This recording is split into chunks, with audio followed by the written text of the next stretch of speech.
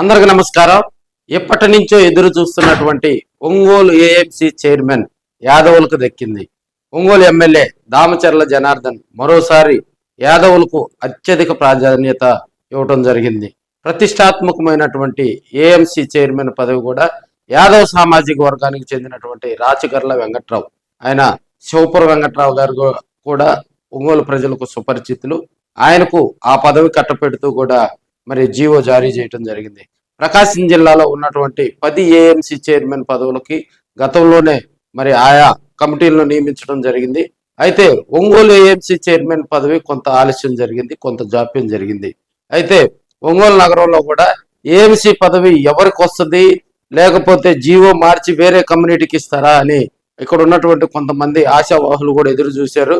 అయితే ఎప్పటి నుంచో ఫస్ట్ గతంలో నోటిఫికేషన్ వచ్చినప్పుడు కూడా మరి ఏఎంసీ చైర్మన్ సిరిపురం వెంకట్రావుకే కేటాయిస్తూ మరి ఒంగోలు కాన్స్టిట్యున్సీలో ఉన్నటువంటి తెలుగుదేశం పార్టీ నాయకులు కూడా అందరూ కూడా ఆయనకే మరి మద్దతు తెలిపారు.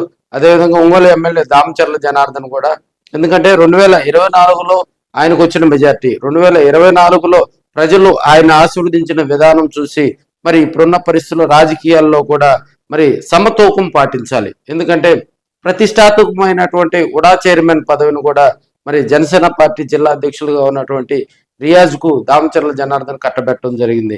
అయితే అప్పట్లో కొంతమంది కాపు సామాజిక వర్గం నేతల నుంచి కొంత ఇబ్బందికర పరిస్థితులు వచ్చినా కూడా వాటినన్నింటినీ మళ్ళీ చక్కపెడుతూ వారిని సముదాయించుకొని సర్ది చెప్తూ కూడా మరి ముందుకు సాగుతున్నారని కూడా మనం చెప్పుకోవచ్చు.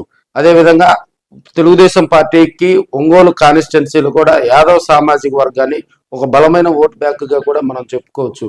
ఎందుకంటే ఒంగోలులో యాదవ్ సామాజిక వర్గానికి సంబంధించినటువంటి నేతలందరినీ కూడా మరి ఎమ్మెల్యే దామచర్ల జనార్దన్ గారు కూడా అక్కడ ఉన్నటువంటి నేతలతో మమేకం అవుతూ మరి తెలుగుదేశం పార్టీలో కూడా వారికి ఒక సముచిత స్థానం, ఒక ప్రాముఖ్యత కల్పించాలి.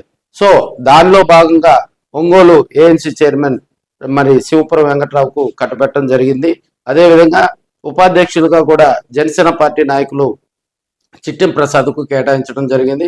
13 మంది డైరెక్టర్లను కూడా క్యాస్ట్ ఈక్వేషన్స్ లో భాగంగా, ఎందుకంటే ఒక్కొక్క క్యాస్ట్ కమ్యూనిటీ నుంచి ఒక్కొక్కరికి కేటాయిస్తూ మరి కొలువు తీరారని కూడా మనం తెలియజేసుకోవచ్చు.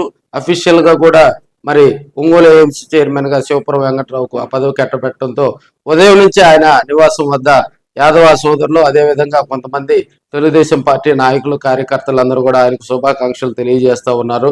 రాచగర్ల వెంకట్రావు ఒంగోలు సుపరిచితుడు. అదేవిధంగా ఒంగోలులో ఆయనకంటూ ఒక రాజకీయంగా కూడా గత 2 దశాబ్దాలుగా ఒంగోలులో వివిధ పార్టీల్లో పనిచేసినా కూడా ఆయనకంటూ ఒక మార్కు సాధించుకున్నటువంటి నేతగా కూడా ఆయనకు కొంత మరి పేరుంది. రాబోయే రోజుల్లో ఆయన రాజకీయంగా కూడా మంచి సక్సెస్ సాధించాలంటే ఈ పదవి ముఖ్యం.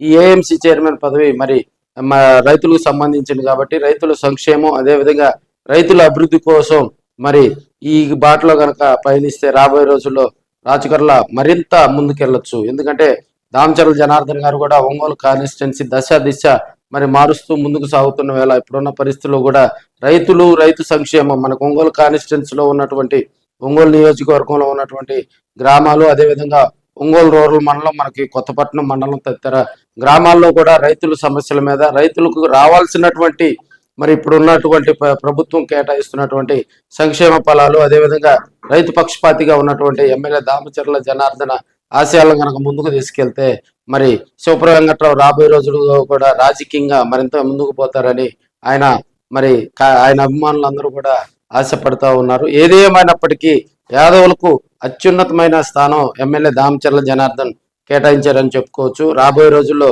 యాదవులకు మరిన్ని ఇంకా కొన్ని పదవులు కూడా ఖాళీగా ఉన్న నేపథ్యంలో మరింతగా యాదవులు ముందుకు తీసుకెళ్లాలని కొంతమంది కోరుకుంటా ఉన్నారు.